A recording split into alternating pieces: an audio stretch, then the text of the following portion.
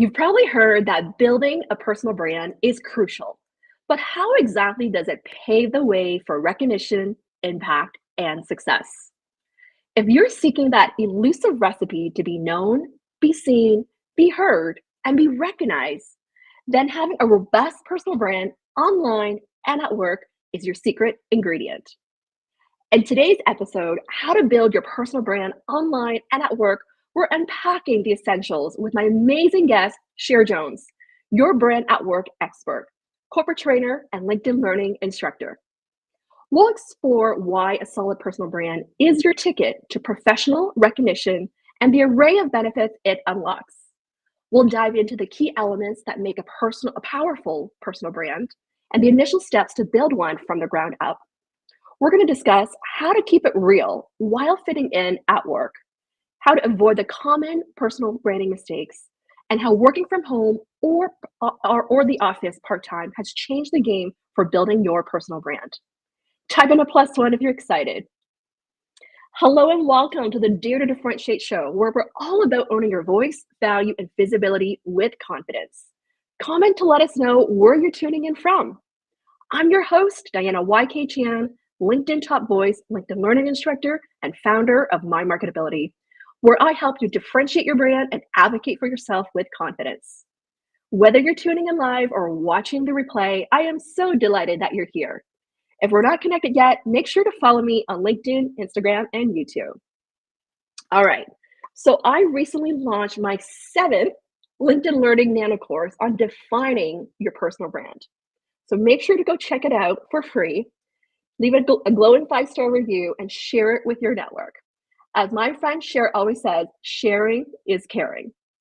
So in celebration of this course launch, I decided to host a live with my friend Cher Jones to talk about personal branding online and at work. So let me introduce you to Cher. Cher, whom I met over about a decade ago in my neighborhood. Cher is a personal branding powerhouse with over 25 years of experience in corporate communications, marketing, and broadcast media. Cher brings a wealth of experience, having honed her craft for 12 years, teaching professionals to become a triple threat by aligning their personal brand with the career and the company's ethos. Her dynamic approach and infectious energy have made her a sought-after speaker, trainer, and coach across industries like tech, finance, and government. Cher's not just sharing strategies, she's helped shaping leaders to thrive in a digital workplace. Cher is also a fellow LinkedIn instructor with courses on live streaming on LinkedIn, how in-house creators can power your company brand, insider tips and tricks for creators on LinkedIn. I have looked up to Cher for years for insight and inspiration when I started my LinkedIn Live a few years ago. So make sure to connect, follow, and learn from one of the best in business. Type in #GoShare. Let's welcome Cher to the show. Oh my goodness, Diana. I have been looking forward to this all week. Okay. I'm not even kidding. I've been looking forward to this all week. Today is a good day. Today is a good day. I am so excited to have you here. This is the first time on the show, and I've known you for like a decade. Isn't that crazy? And like now, this is why I've been looking forward to it all week. When you let me know that this was like the first time, because I think we interact so many times in Yes, different in other people's lives and whatnot. That's like, what? I've never been on your show. That's crazy. Well, here we are. I know, but this is a perfect time because I just launched a course on personal branding, and Congratulations, you number focus. 7, Thank by the you. way.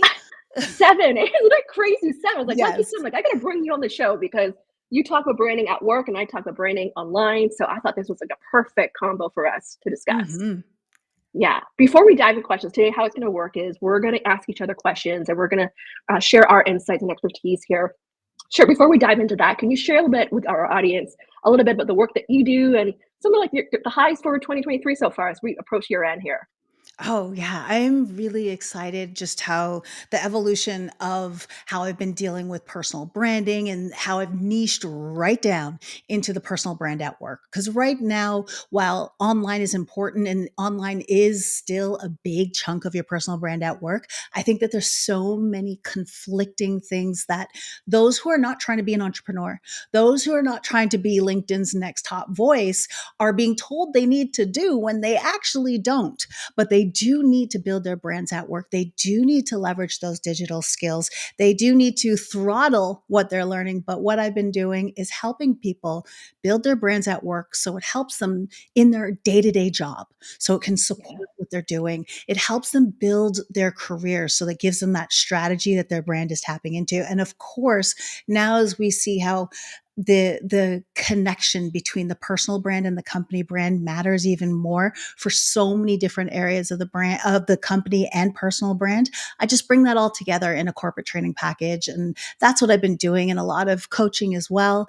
And I'm just excited to see how this is evolving going into 2024, and the adoption rate of people really recognizing and getting to the point where they say, oh my gosh, I need to build my brand at work. Yeah, yeah. I want to hear from the audience if this is something you want to work on, building your brand at work, like type in hashtag brand. I've been talking a lot about doubling down on your brand. Like I really believe is key to really amplifying your marketability to be seen and to recognize for opportunities here. So let's dive into the questions as we go in here together here. So my first question, Cher, for us to answer is why is building a personal brand online and at work important? What are the key benefits?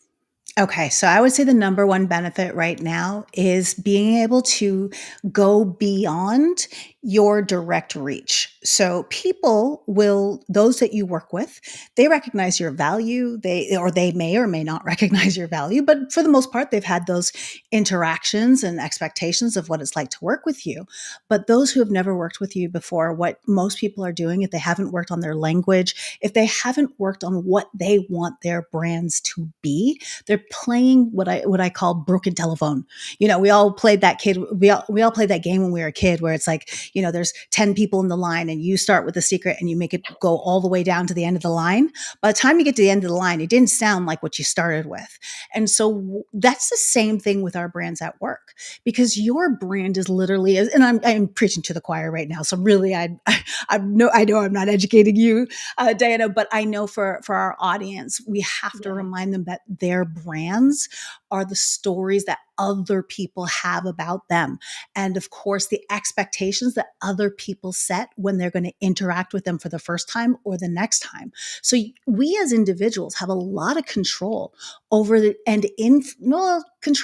influence over the stories that people are telling themselves about you. So what we need is that personal brand. And we have to think about how that relates to people who are working with you. What do you want them to say about you? Are you giving them the language to talk about you? When you show up in meetings, do you introduce yourself in a way that they're going to remember you, respect you, refer you? All of that stuff matters. And so we need to recognize that there's different things that we need to do, from our profiles to our relationships to our introductions. We have to be intentional about the language that we are putting out there, especially now, especially as you mentioned in the intro, this hybrid environment where we have to now set the stage for those who are not in our immediate vicinity to connect with us the first time. We want to make sure that they have the right language and the right story and the right expectations. So that's why personal branding at work right now is so important. I cannot agree more. I'm going to echo a bit more here. Is what I'm hearing is that you want to brand yourself before others brand you, right? Like 100%. really, the way I like to describe it, like personal branding is like wedding planning, where you get to design of how you want others to experience you. Right back to Yes. controlling that narrative, right? It's that wedding planning. How do you want to experience you and feel about you? And as a result, you become more memorable. Right, that's really 100%. what branding is. And what I've seen with the work that I do share with helping a lot of people making career transition is that when you have a well-defined brand, you're able to communicate your value a lot more effectively. Mhm. You become more clear, more concise, more compelling as well. You're able to present and promote yourself in a way with greater confidence Yep. of what you bring to the table. And as a result, that leads to better opportunities. Yes. And then going a step further from that career transition piece. But, and one of the things that we have to think about is because most people think about branding in career transition or from an entrepreneurial perspective. But what people need to think about of those who are in their jobs every single day is how can my brand support the work I do? How can it create better introductions, better trust, increased or elevated conversations the next time you walk into a meeting because they're already seeing the knowledge, the expertise, and the skills, and they have language to talk about what you do now. So most Yeah, times within career transitions is talking about what I've done to get to where I want to go next. And that's the focus. Where when you're yeah, building your brand at work, the transition from that, once you've got into that role, is now when people are looking you up, they're actually looking you up to find out what you do now. So people need to recognize that the branding transition doesn't stop once you find the job. In fact, it keeps going so that you can now give them the language about what you do now and not just what you did to get the job. yeah, absolutely, absolutely. I just want to talk a little bit the angle there because you talk about work, but building your brand online in terms of the benefits is, when you think about it, like I'm going to talk more about it from my building your voice by sharing your message online, is that you really increase your credibility, being seen as that Yes. go-to authority, and building that credibility there. Like we've seen many people. If you look at LinkedIn of how they really build their brands online over the years by being known for a domain expertise, whether Hmm. it's talking about Hmm. mental health or leadership or about gaming, whatever that is that you want to be known for, you double Right. down on that and talk about it. And so that you become known for that as well. And then one thing I want to add to that, because here's the thing that, and this is where I would say that a lot of people who don't want to be known for anything. So like when we think about building your Hmm. brand online, we're dealing with not necessarily type A personalities, but people who have a mission and a voice for a specific area that they want to be known for. Some people just want to be known for what they're doing right now in their job. They don't Yeah. care about Yes. building their brand online in that sense. But that doesn't mean that you opt out. So, what those people, and there's a large majority, yes, we have people who want to build their thought leadership and create stage opportunities and platform opportunities, which is amazing. But there's a whole set of people who are amazing at their job, who are excellent leaders, but are not necessarily concerned with doing what you just talked about, right? That's Yeah. just not their thing. They go to work, they Yeah. want to kill it at work, but that they leave it at work. And there's Yeah. nothing wrong with that. Yes. But what I would encourage those people who are thinking, well, I don't want to build my brand online, let's reframe what that means for you. So, in the sense of you do have an online presence, you have online profiles, people are looking you up in your role to see what you do and how you can help, and if they can refer you or trust you. And so, it is your job to have an online presence, a digital presence where it makes sense, where it gives people that language to talk about you, where it sets the stage for the meeting that you're walking into, where it Yeah. reinforces that conversation that you just had. No, you're not out there posting all the time. That doesn't have to be for you. And this is where my mission comes into play. Yes, of course, I work with people who want to build their brand online, but I would say that the majority of incredible leaders and professionals don't want that full branding package, Yeah. but they do need to Yeah. work on their brands. I'm so glad you're talking about this, and I want to hear it from the audience. Like, how many of you are in that camp where great experience, but you don't necessarily want to have like the active voice presence. But what I'm hearing from you, Cher, is it's like that first impression, right? It's like the Yes. image management, managing that first impression, even though we don't have to actually be sharing our expertise there. But it's really think about how we want to be seen. What's that first impression Yes, that we want to and give? I would say it goes beyond that first impression because while they may not want to have this incredible digital presence, like similar to what we are doing out there because we have different goals and things, they are that occasional poster where they will talk about when they're at a conference or something like that and the relationships that they've created or even an aha moment in a training or a book they're reading. So they're but they don't want to do it like a drive-by branding without the thought and the expertise, because there's a lot of fear around what it is they can put out there, and will it make their brand, will it decrease their brand credibility, and they just want to do it right. Again, they're not Yeah. trying to put the reps in to become this all-star LinkedIn voice or anything like that, but they do want to look great online. They're Look just great their online. Yes. intervals are not as it's not as a consistent, so it's not as consistent or as often as someone like you or me. But what they do want to do is that when you do look me up, you put some respect on my name. That's what they want. There you go. Look great. I really love that take. It's almost like that digital business card, right? I Yes. look great. I really love what you mentioned here. That's Thank amazing. you. Amazing. Awesome. Okay. All right. Let's move on to the next. Yes, a good point there, Cher. I love that. Love that. Let's move to our next question, Cher. Okay. Let me see. Where are we now? Okay. Okay. What are the key elements of building a strong personal brand at work and online? What are the first steps someone should take? One of I would say that the first thing that anybody needs to do, because at the end of the day, so my take on personal branding and the strategy and approach that I take has always been rooted in communication strategies and communication practices, because I have a background in Mhm, corporate communications and PR. And so the first thing you need to know is, what is it you want to accomplish? And in when it comes to your brand at work, so you need to know what you need to accomplish in your role right now, right? That is key, because your brand should be structured and communicated in a way that supports that. Maybe there's aspects, maybe you're in sales, maybe you're in leadership and you have to attract talent, or maybe you're an expert at a specific area, and in tech or whatever the case may be, but you need to make sure that your brand supports when you reach out, or if you are speaking at conferences, if you are presenting on behalf of the company, whatever the case may be, what does your brand need to show? Right. So you need to know that. What are your goals in your role? What do you want to accomplish with that? Then you got to look at, what are your career goals? What are your, and not just my next job.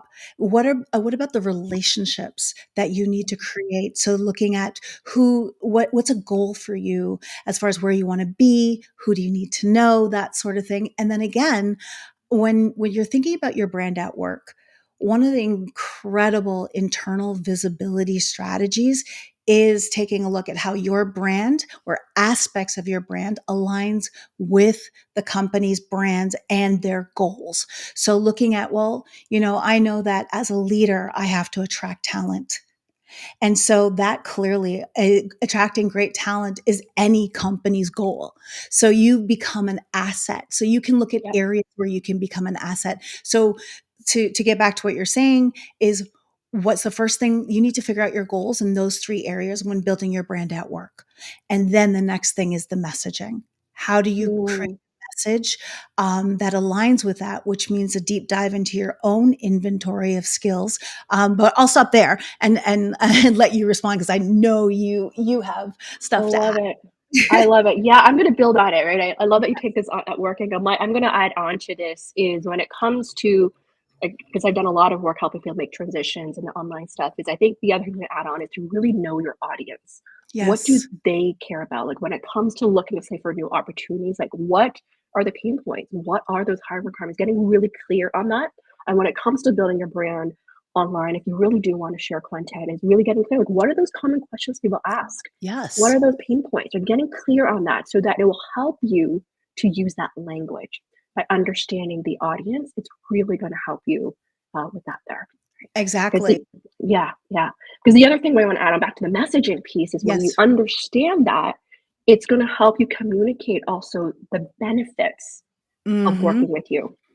You want to Mm-hmm. communicate the benefits of the work with you, not just the features of your experience, your strengths, and all that, but really coming to the benefits of how you can help them.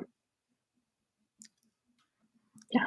The other thing I was gonna add, because that one of the first steps I love Okay. doing with my clients is conducting a perception survey of understanding of how others perceive you. Because part of personal branding is what's the impression that you give, like what are you known for? And just really Mm-hmm. understanding, are there any gaps, or are you actually get seen in a way of how you want to build your brand? I find that's a very eye-opening exercise when my clients do this. They're like, oh wow, like these are the words that people use to describe me, or how they would use describe me at the value that I bring to the table there.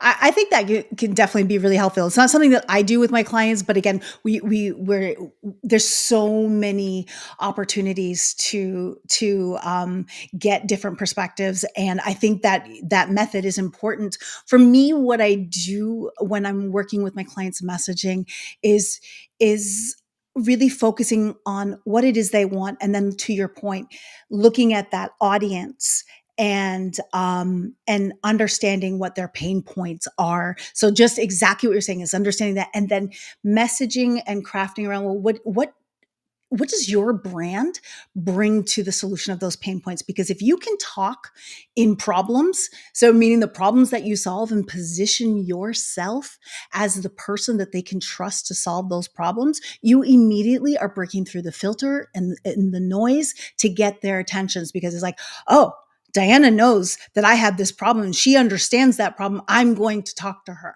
So that's one of the things. So and I do see the value of getting other people's perspectives and perceptions of what they think about them.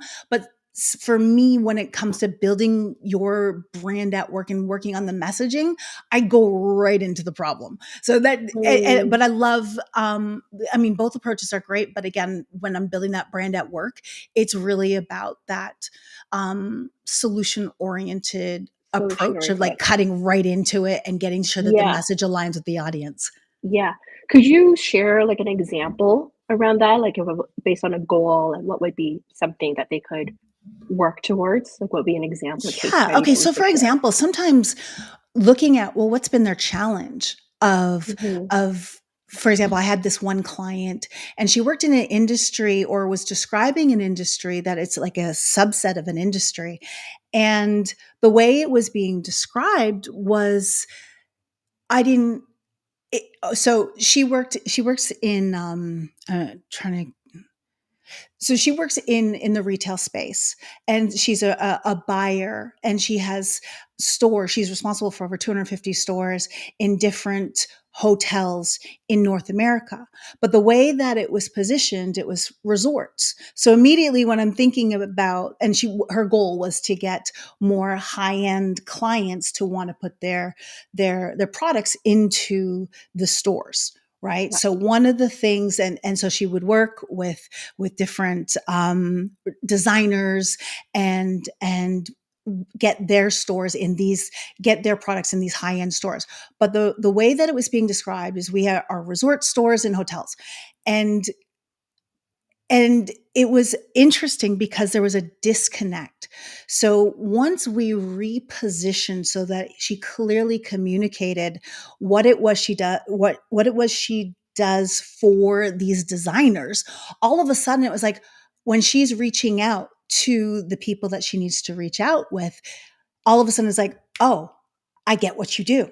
And yeah, so the example here, and I didn't do a great job explaining it, but the example here is making sure that there's clarity in the messaging. And that clarity comes from knowing the goals that you want to accomplish. The clarity comes from knowing the audience that you're working with and yeah, what they need to understand about what you do and how you solve their problems. So it's always diving deep into that, but then also the clarity in which of your skills and what you do and your knowledge and your expertise, what is it that you're actually going to put to the forefront? Because a lot of people I work with, they're established in their careers at the one-on-one level. They're established, so they have so many things to pick and choose from, and they got to hone it down to what matters most to the problems that they're solving, if that makes yeah. sense. It does. I mean, as I'm hearing this, is actually very similar to a lot of the work that I do with those in career transition. Like, I really Mhm. want to encourage those listening to this is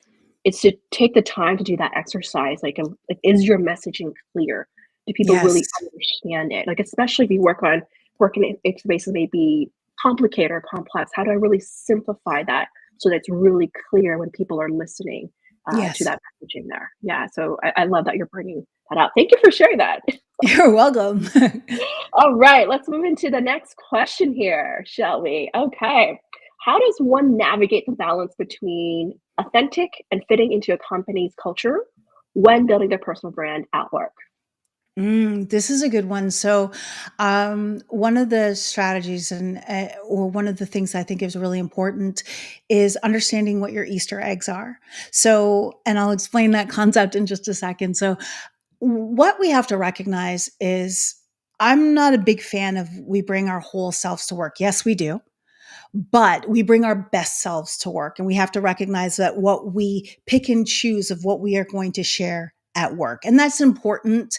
And this is first for me advocating you need to be in a place where you don't feel that you need to censor yourself or you feel that you are not in the right space. That's a different conversation for a different day. However, we all in every different social setting and societal setting, we bring different parts of our personality. So when it comes to aligning our brands with the culture, you've got to look at where's the culture fit, or where's the add rather than culture fit. What can you add to the culture that is already there to make it better, right? So whether that's Yeah. your knowledge, expertise, or whether that's what you bring again to culture, like if you're one of those people who are focused and focus on supporting internally. For example, you lead an ERG, an employee resource group, where you are part of the volunteering for what's going on within employee engagement, or you're one of those people who are naturally bringing and attracting talent into the company. Those are things where you are adding to the culture. And so what I would say is look at, because you want to be strategic, right? You're there for a reason. You're Yeah. there for a Yeah. value exchange, and that includes your paycheck, right? But you want to make sure that when you are exchanging value, you're also getting to some degree some sort of recognition for it, and even perhaps reward. And those often do come hand in hand when done in the right way. So going back to getting your brand to fit the culture, you got to look at where you add and where there's alignment to the culture. And there's not everything it's not everything's for you, but nowhere do we go where there's everything for you. But if you are strategic with your brand at work and looking for those alignments, looking for where you can add to a goal, go in that lane. But also, you still have to, the closer you bring your brand to you, meaning the way I speak now is the way that I speak when I'm hanging out with you, when I'm at a conference, when I'm on a stage. Like, this is it. There are times when I might slow down my delivery because I'm really thinking about what I'm trying to communicate so it's effective. But for the most part, what you see is what you get. And the closer we can get to that in a values alignment way, so aligning those values to the culture and to what the core values of the company are, you can get very far and be strategic with that. I don't know if that answers the question, but that's where I'm going to go Yeah. with that. Well, as I'm hearing this, Cher, like I'm thinking, with those who actually intentionally or strategically manage their brand at Yes. work, what's the impact when I think about, let's just say if someone wants to work on, let's say, high profile projects at Yes. work, right? Or have an opportunity to work with more executives, right? I guess I guess where I'm connecting is like how the managing your brand strategically could help when you get, say, Yes. on more exposure, more strategic projects. Okay, so two things. One, I would call that accessing what I call the hidden opportunity market. So, similar to the hidden job market where you knew somebody and you got access to a job market, there are a ton of opportunities at work where you'll look and you'll see people. Why did they get the opportunity to speak on behalf of the Yeah. company? Why was their opinion solicited for this task force, for this direction, for this special project? Why are they being chosen to be a part of this new initiative? Whatever the case may be, those are hidden opportunities. And when you can align your brand to set you up to attract those opportunities, perhaps if you want to be speaking for the company, even on webinars or at conferences or at community events, for example, you got to show them that you can speak. So where's your proof? Right. Yes. So things like Yes. that. And then that other piece I touched on, but I didn't, I'm going to bring it back around so I can close the loop on that. As I talked about Easter eggs. So those Yeah. are the things that I find one of the best things, that the best strategies that we can bring ourselves into the fold. And here's what I mean by that. The things that you're interested in, the things that make you you, you can insert them into the way you communicate, your background. So like I'm into music, and you'll see that like things like hip hop. I've done a personal branding slider about the hip hop lyrics and branding lessons that were hidden inside of them. I've got like behind me, I've got like a mixer behind me. And so those are little things that give you kind of a bit of an insight into who I am. And to those who actually care or align with those little things, they lean in. They're the ones who are making that immediate connection. If you're reading a book, for example, and we're reading the same book, and I mentioned, oh, I read in this book, da da da da da, Diana, you could be like, I read that too, and that was so incredible. That's an Easter egg, because that gives me insight into what you read, what you Exactly. do. And then that creates those conversations, relationships, and it adds you into the culture of what you're doing. There you go. I love that because it's essentially this goes back to how you become more memorable, right? Or how you stand Hmm. out by adding on more of that things that you are interested or that you care about that people Yes. remember about you beyond the day-to-day of the work that you do. Yes. Yes, good Yes. advice. What do we have here? Yeah, good advice here. Amazing, amazing. All right, I love it. So the next question here is let's talk about common mistakes that people make when Mm. trying to establish their brand in a corporate setting and online. I'll let you take the work setting. I'll do the online one. Okay. So the work setting, I would say one of the common mistakes that people are doing right now is they're dropping the mic on their introductions. So here's what I mean by that is I don't care how established most professionals are. I would say that majority of professionals have not worked on their introduction.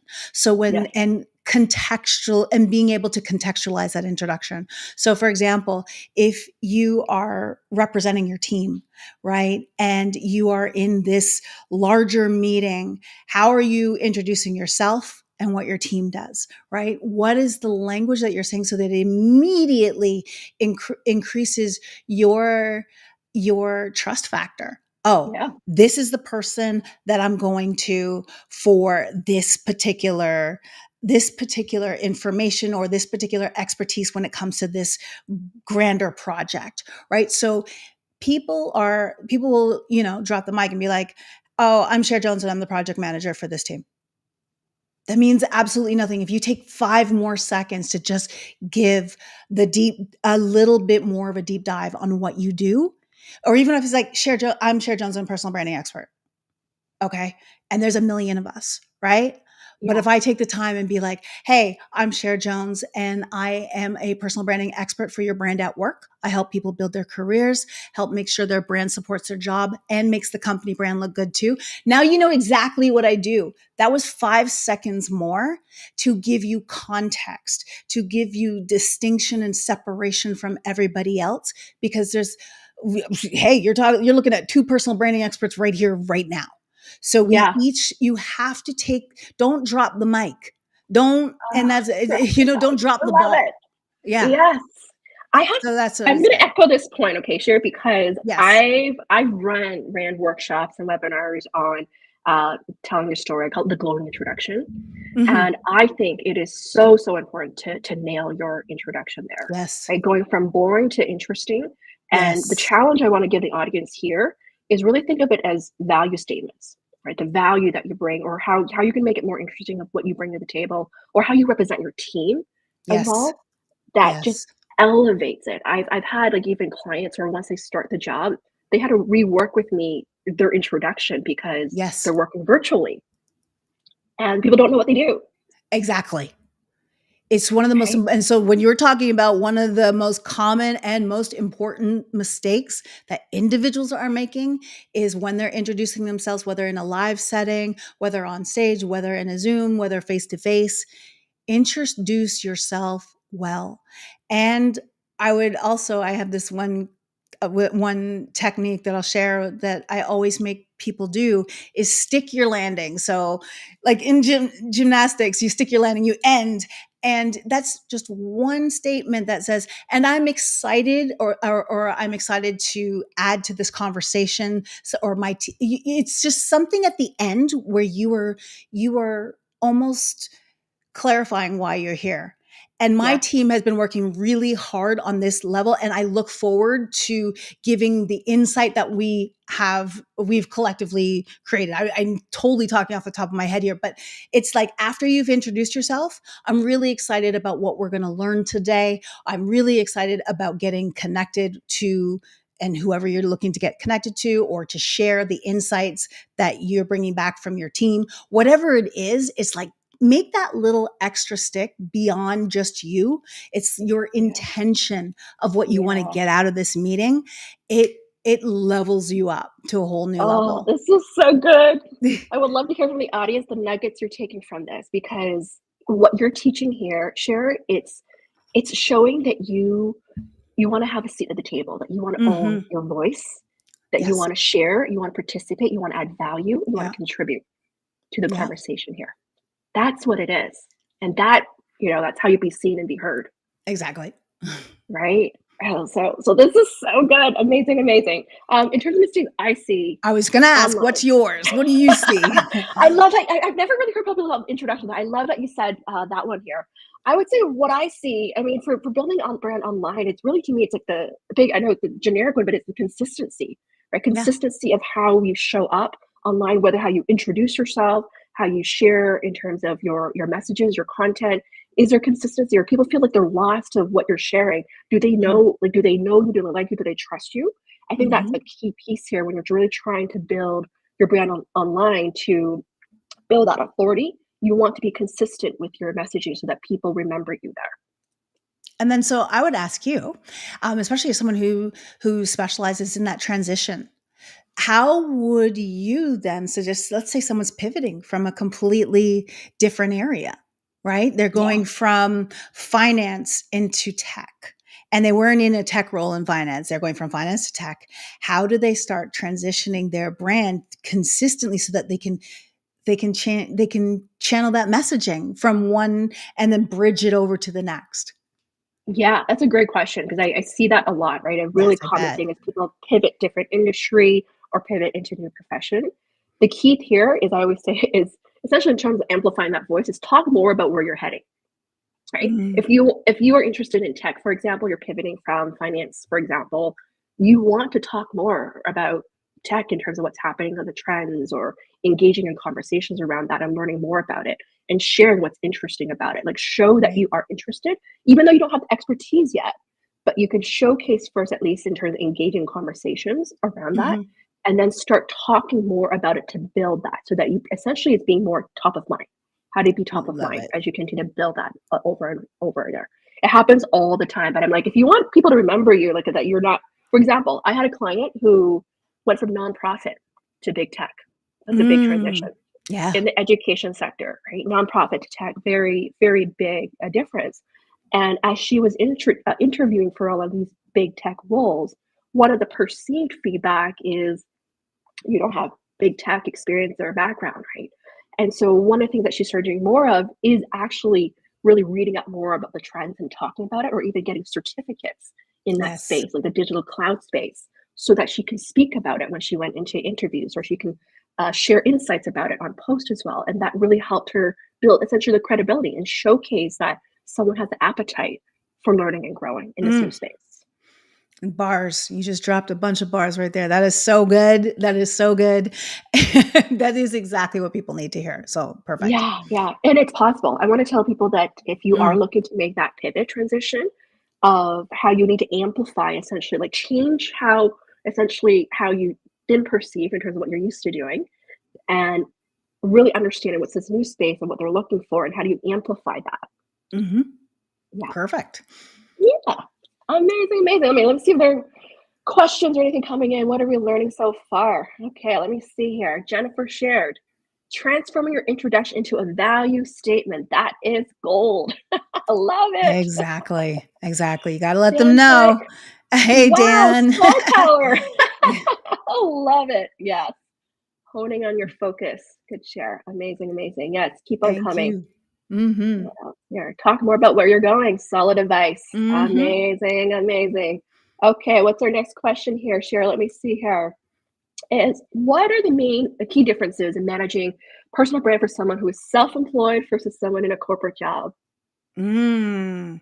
So I would say the biggest, as someone who's done both, and, and funny, canceling one and doing the other, the biggest difference I would think is it is I would say production, like the amount of the amount that you need to put out there to to stay top of mind, to create larger audiences. But then it's funny because like I pull back for a second because there are people who have an entrepreneurial role who Yeah, need to turn up the volume on their brand, and there are some that don't require. It's more of like a maintenance and ad hoc sort of updates here and there, or like adding into the conversation as their capacity or permits. And whereas other people in different roles, they've got to treat their brand like an entrepreneur in that space. So it really depends.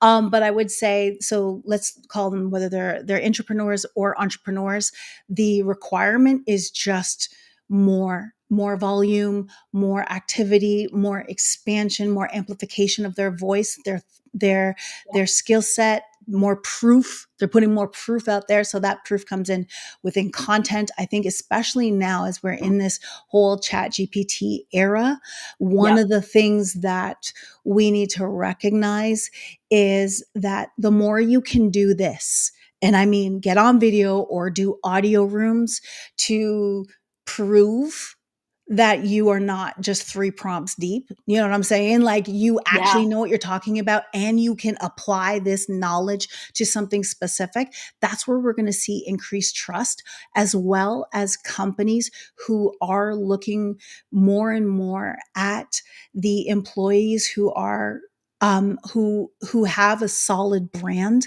that they can trust them to communicate, they can trust them to post about the opportunities that they're sending them to. So that's the thing. If your company is sending you to conferences or sending you into the field, into the community, whatever your role is, you want to leverage these opportunities more so for internal visibility, and even external. Of course, that's important, but looking at what is the proof that you're bringing back, what is it you're sharing. And I would say another thing from a self-employed or the entrepreneurial employees, the those who are not on that level, I want you guys to still think in a content mindset, because content is not just for the internet. Content can significantly increase your value when you have it as an attachment to a report. So you have videos where you went on site onto a customer's at a customer's plant, customer's event, whatever, and you're sharing videos that you don't necessarily want to share online, and you don't have to. Attaching them and having the right eyeballs see that can elevate your brand internally as well. So content is not just for the internet. So I would say Mhm. content is important either way. The entrepreneurial folks, it is about expansion, reach, relationships, amplification, whereas internally it's about proof, showing what you know, showing what you can do, showing what you want to do, and looking for the right places where that content can live. I really like that because what I'm hearing is ultimately here is you are elevating your market value. Yes. You're elevating your market value, so essentially that you become more less, what's the word? Dispensable, right? In a way that you Yes. wanna showcase that you're valuable, Yes. right? Yes. So you're gathering this proof, like the evidence of support, essentially, Yes. of how It's the you are proof of your building. promise, right? What is your Exactly. brand It's the promise? You've got to show proof of that. And yes. that's it. And you've got to think about that. You've got to be intentional about it. Yeah, yeah, and you know what, the other thing is when I think about this right now too, when we think about the evolution of work and reading a lot of reports, like how organizations are really moving to like a skills-based organization and being adaptable, versatile is important. I feel like part of this as you build your personal brand, you are also showcasing other sides of your skills in terms of Yes. creativity, innovation, or how you interact with, let's say, different stakeholders or external clients. You are showcasing more of that diverse skills that you have to Yes. offer. Yes, exactly. And just being intentional about it. Like, here's the thing, personal branding works when you do the work, but it's Mm, that second part. Do the yes. work, and it's not for everybody. It should be for everybody, but let's be real, it's not for everybody because it does require work. There's levels to it, right? We can turn up and down the volume depending on the season of that we're in with work capacity, career, and all that stuff, but there is that bare minimum that people need to do to make sure, again, that we set the stage, right? We have at least the ground support, the base language, so that people are not just saying, oh, Diana's awesome. That's not good enough. That's not going to get you an opportunity if someone's just calling you awesome. You've got to Yeah. give them the language that they communicate why you're awesome and the problems that you solve and the things that you can do and have done and are willing to do for others in your role and where you're going. So Yeah. branding works when you do the work. Absolutely. From your experience, when you go in to do these workshops, do you find that most people have they actually really intentionally thought about managing their brand at No, work, or most haven't really? most haven't because again, especially you and I, we come from this entrepreneurial space where this is like regular conversation. This is Yeah, we think in content and we think that the world thinks in content and they really don't, right? We are at a place now where people have an understanding and there's so many facets to personal branding that it becomes so confusing, right? there's yeah, there's the branding of like our friend Renee Lindo and how you dress and how you show up and you're dressing for the job. That's one aspect of your brand, right? There's the aspect of branding where it's like, where's my headshot, my colors, my this, how am I, do I have any graphics and what am I putting out there that way? That's another aspect of personal branding. And then there's all the content and thought leadership. And again, not everybody yeah, wants to be a thought leader, right? And yeah, those that do, absolutely, like that we're talking next level stuff, but those are bigger goals and not everybody has those goals. So I have to recognize that for those who don't. But going into, they recognize that they need a brand, but they don't know where to start. And there's a lot of personal mental barriers when it comes to building your brand because they may have those barriers and those fears around, am I bragging, am yes, I doing too much, right? By putting all this stuff there, is it going to make me look like I'm doing too much, that I'm trying too hard, or yes, will this make me look stupid if I put that out there? Will people question my skills if I tell people what I have done? Will they believe it? And I'm like, did you do it? Yes. Then put it out there. You're just putting out facts, but you have to frame it in a service. And that's, I feel like this is the shift that it takes for people is when they can frame their experience in service. So when they talk about mm, what it is they do and how they can help and now their experience, and here's why you can trust me. So yes. I that love it. that that order then allows you to, that gives you the permission to talk about your experience and put it out there. But it should not, most people, what they've learned in the past and they don't like is when someone says, hey, I went to Harvard, I did this, and I've worked on this team and I've done that and I've done that. But wait, I just said hello. And you're already telling me all that. So they don't want to be that person. Right. But again, framing in what they do and how they help. And here's why you can trust me. Here, there Right. you go. That is the Yeah. feel. I love that. I love that. Like you've already addressed a lot of our next question in terms of how to leverage your achievements and milestones in a corporate setting without appearing boastful. It's really Yes. like providing that the facts, right? I know a lot of times I 100%. hear from people feeling that they don't feel comfortable about bragging, but when you really uh, frame it from that, how am I being of service? How am Yes. I adding value? It And changes here's the why experience. you can trust me. It's Yeah, that part where it's like, remember, you want them to trust you so that they feel comfortable that it is in your hands and you've got this. Don't worry. I've got this. And here's why you don't have to worry. I have done yes. this. I've worked with this type of business, these types of clients. So you can trust me. And that's Yes. why you're communicating it. It's like, oh, that's why I need to let them know.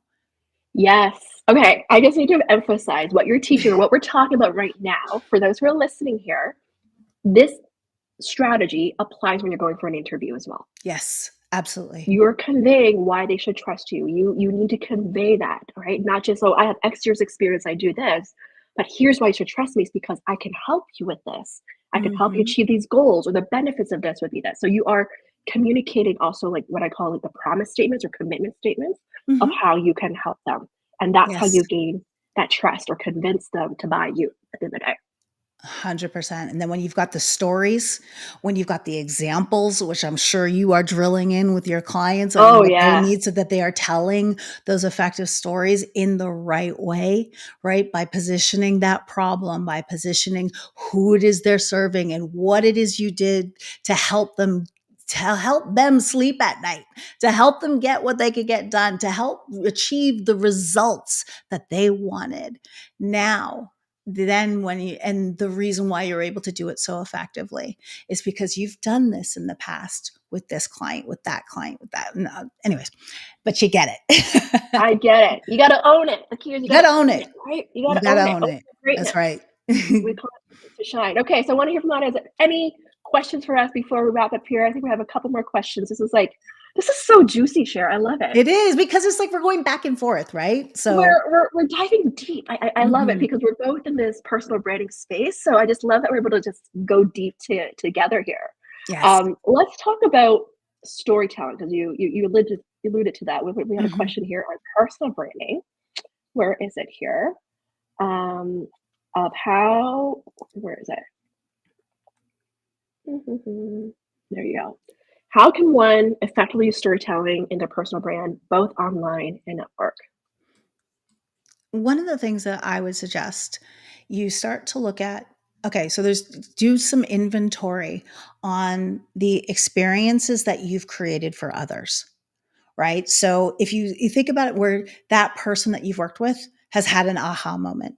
That person at you created something, you created a solution, you added, and sometimes it's not you're the one leading the solution, but your contribution to that solution. You've got to look at the before, the what happened to create this explosion moment, and then afterwards, how did things change? So if you look at that, it's like, what was the moment before? What was that explosion or like that change, that aha, and that made everything change?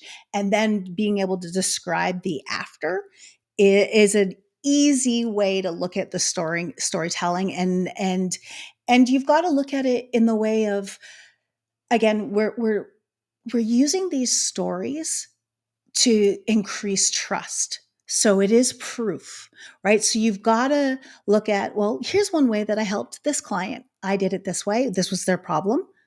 This is what we did. And as a result, this is what happened. And being able to bring people into the moment. So the storytelling now is like, how do you engage your audience? How do you make them lean in? And that's the dramatized style where you bring them into a moment. So there's this one book that I'm absolutely loving. I'm reading it right now. It's called Stories That Stick by Kendra Hall. That is a phenomenal book, and she doubles down, triple, actually quadruples down on four different storytelling stories that you need in business. And so that would be a recommendation. Kendra Hall, Stories That Stick. And Love it. that's basically what we need to do, because those stories can be created in content but or shared in content. It can be shared in, if you're sharing your own transformation story, right, of how you got to this point, or if you are creating content for who you were 3 years ago. And that's one of the things that I always tell my clients to do if they want to tip their toe into thought leadership and what they know, and they're just they want to be a thought leader one day, but they're just trying it out. Talk to you 3 years ago. What do you wish you knew 3 years ago that would have accelerated your journey and help you to leapfrog over the common mistakes? If you think about that and think about those stories that impacted you, people will hear you and Yeah. listen to what you have to say. I love that. I love the framework that you shared. Essentially, it's going from like that problem to that transformation, there, that Mhm. framework. And I reflect back when I think back my journey to LinkedIn Top Voice in 2022, the year before, that was when I started to share more stories. Mm.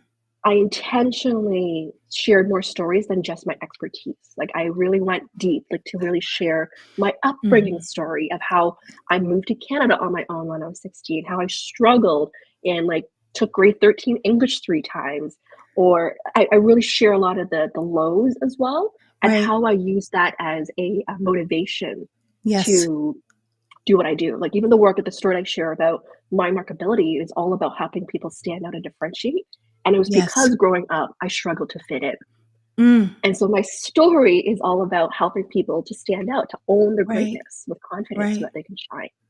And that's your And so when origin you story, that's the right? origin story, right? And And so that everyone comes about has what you say, one. trust. Yeah, everyone Yes. has one. And I think when you talk about building trust, part of it's also the relatability Yes. and for people to know that no one's perfect. Mhm. Sharing about that story and your journey of how you got to where you are, today as well, and I think Exactly. back, a lot of the posts that have done well for me had actually been through storytelling. Everybody needs to write that down. It's like, how can I infuse storytelling into what I'm sharing? Because there is Yeah, that connection factor. And Diana, you really hit the nail on the head as far as, that need to explore your own origin story, the why you do what you do. And people will see that connection and hear your passion if you can tap into your own why. And I'm not here to say that this is easy work. Sometimes it is better when when you can work with a coach like Diana or myself, where we are helping you and seeing, because we're so used to now spotting and listening to the story, that we're yeah, able to pull it out and the parts that matter. Because that's the other thing, is like, how do we whittle it down and just get to the points that really matter? That's how you can work with a coach to help you understand those absolutely, different areas. absolutely, and by doing that too, you're gonna be able to identify those essentially your unique factors, what differentiates Right. you. That's something I love doing, Right. Cher. It's helping to, Yes. like, "This is so unique, this is so, like, you," right? Yes. And that's how And you stand out in the market. exactly. And then you can also, this is a transferable skill, because one of the things that I'm actually leaning some of my corporate training into is helping teams develop their team brand and their personal brands within the team brand.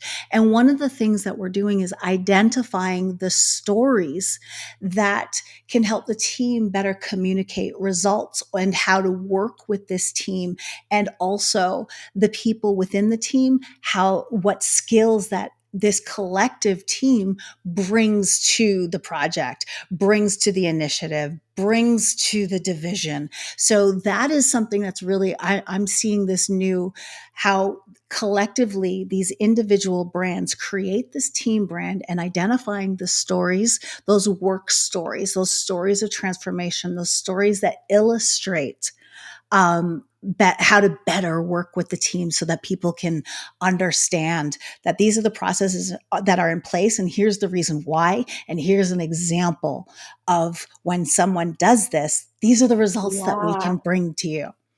I think that's brilliant Thank because you. you're elevating collectively as a Yes. team, and I Yes. bet you that elevates the perceived value of the team. Yes. And then the individuals get to see their individual contribution into the team, the collective team collaboration and contribution. So Oh, this was so good, Cher. it was. I want to ask the audience, what are your biggest takeaway from today's conversation?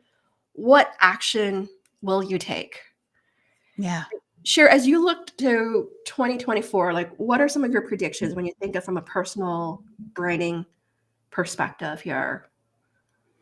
Okay, so especially from the personal branding perspective at work, we are going to see more companies that are paying more attention to their employees, that are contributing to the company brand online, meaning those who are sharing internal culture moments. Let's say, for example, they did something with Habitat for Humanity and they're sharing those moments. Those individuals who share that moment of culture, that connection, they're going to get more eyeballs around. Like I always say, streets is watching, right? So you'll have people that know who you are and you won't even realize it. You'll see that companies are starting to now collaborate with their internal creators more to create content, to co-create content, to send them out on podcasts because they're recognizing the value of the personal brand at work, and how they show up will help them access those hidden opportunities, those who build their brand at work, those who are being very strategic with their brands online. So how they show up on LinkedIn, how they show up on their internal talent management systems. Those things are really important, by the way, those profiles, their profiles in their associations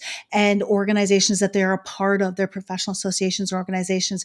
People usually phone that stuff in, especially their internal profiles, or all of their profiles, for example. But if you take the time, give people the language to talk about you, establish the story that you want people to tell about you and the expectations they can now interact with your brand, you're going to open up doors. So trend is those that are actively collaborating, at least mentally, with the company brand and being strategic and intentional about that.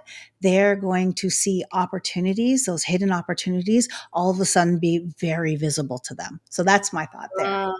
I love that. I think, I mean, at the end of the day, it is being strategic, intentional, right? And keep paying attention to what's happening of the company's needs and how do you adapt it accordingly. And I think from an online perspective, I think it is really, I'm definitely seeing more people sharing their Yes. voices, building their brands online. So being really intentional about that and the community that you want to build, the network that you want to Yes. build, so that your brand can work for you as well as you continue to amplify your voices online there. Like I feel like the last several years, having intentionally built my brand online, like I've expanded my network globally, not just locally. Yes. Yes. And so what that means is like there could be more global opportunities, 100%. And essentially. that visibility, and you become more of an asset. If you are visibly showing that you have relationships with the clients, you have relationships with the partners, with the vendors, with other stakeholders, you are, there's no one who's recession or future proof, but you do increase your value. You do become more of an asset. So that asset travels with, right? So let's make sure you're just being more intentional. And those that are, again, branding works when you do the work. So just have a strategy and make Just it have work. a strategy, make it Yeah. work, right? I Yeah. feel like we really built a case today of why personal branding is so important. Yeah. Like if there is a takeaway for any of you here as you move into 2024 is I really recommend to double down on personal branding. Yes. Right? Because we're Absolutely. talking about all the benefits here is just double down on it, right? Pick a goal and work on it. And then from there, I'm going to go 3, like double down on personal branding. The second, double down on relationship building, like nurturing your network. Because you never know what opportunities may come your way. And the third piece I would say is to really, I would say, double down on the skills, like skills development. Like Yes. diversifying that skills, like going back to being more versatile and showcasing different skills, especially with the growing of like AI and digital, diversifying that. And when you work on these 3 things, you're going to see more amplification of opportunities coming your way. Nailed it. All right, so let's wrap up and see what the key action items or key learnings from our audience here share. We have Jennifer says, include more storytelling in my content. Love the idea of developing a team brand. My takeaway is think about how to do this with my team. Yes. I love that, Sharon. Yes, Sharon. Great. Yes. Sheldon Cher plan it because like a global domination. I'm down with that. I love this. So Cher, where can people find you here? Your number one spot is definitely LinkedIn. That's the best, most interactive way to find me. And that's where I'd love for you to find me. You can also check me out over on Instagram. I'm more of a lurker and interactor in the DMs because that's what I do, and occasionally sharing. But really, LinkedIn is the best place. Of course, you can hang out over at my website. All the links are on LinkedIn. And that's where I'd suggest you go. Yeah, go follow Cher. Check out her courses as well for those who are looking to learn more about building your brand as well online or live streaming. Definitely check out her course there. So I got the QR code up. Feel free to check that Thank out you. there. And you can also check out my courses. I've got 7 Yes, courses, and the 7. latest one is on personal branding. I love it. Yes, amazing. Well, thank you so much, Cher. This was such a delight to do this with you today. Oh, it was phenomenal. I It was love so fun. I love talking shop and the intercourse between the two of us because we're just like adding. I Like know, we're just we wanna go adding. deep. It was just We wanna go stacking. deep. Yeah, stacking deep. So that was awesome. Amazing, amazing. Well, thank you so much, everyone. We hope you have a wonderful rest of the day. Cheers. Bye.